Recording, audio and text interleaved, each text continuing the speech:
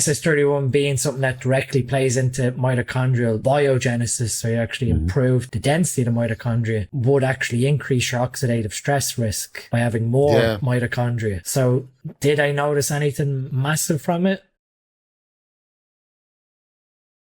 SS31. Now, I did some research on that. Also helps with mitochondrial efficiency and biogenesis, but it's significantly more expensive and you need to run a reasonably high dose.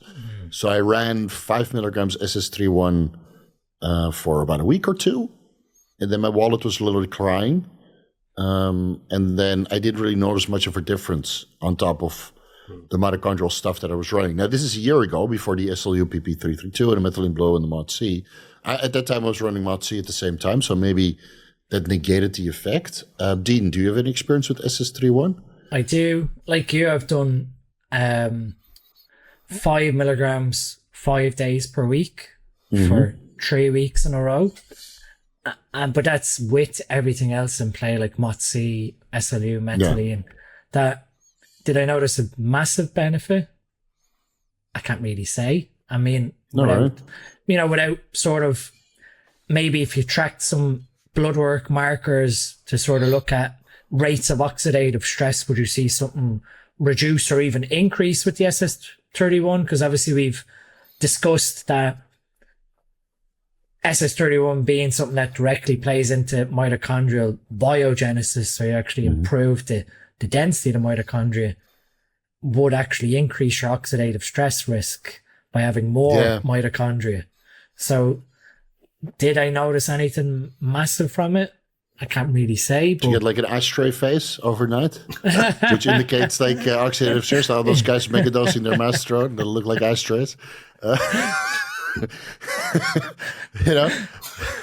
of course, if you're running like injectable glutathione and methylene blue, then you kind of mitigate the oxidative stress. For me, when I tried it, on top of everything else, because obviously we have this tried and tested protocol that you're like, I'm not screwing this up, I'm going to keep this in play. Yeah. Did it do anything beyond what the others were doing? I couldn't say that. I had a huge increase in energy or a huge increase in training performance. So research looks promising for if you have massive amounts of oxidative stress with like organ issues, but as a sort of day-to-day runner or something that you'd consider, performance enhancing, I think there's other options. I think it's good pre-surgery. I talked to several surgeons that use it pre-surgery to upregulate mitochondrial function and density.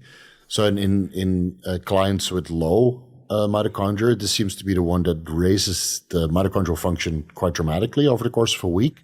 Then they do surgery, and then with all this ATP production, the outcome of the surgery is better than without it.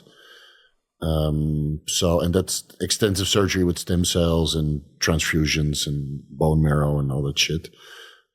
So I think it has some practical applications there. But what you see with methylene blue, you add that in and you notice an immediate effect. Same with SLU, it takes a couple of days, but after a week of continuous use, you notice like, my energy levels are better and my fat loss is improving and my my performance is improving. And same with MOD-C, and it's almost immediate.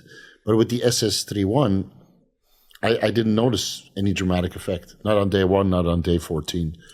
So I wanted to try it as an IV, like what the research says, and do 25 milligrams as an IV, but I've yet to get Morgan to do it.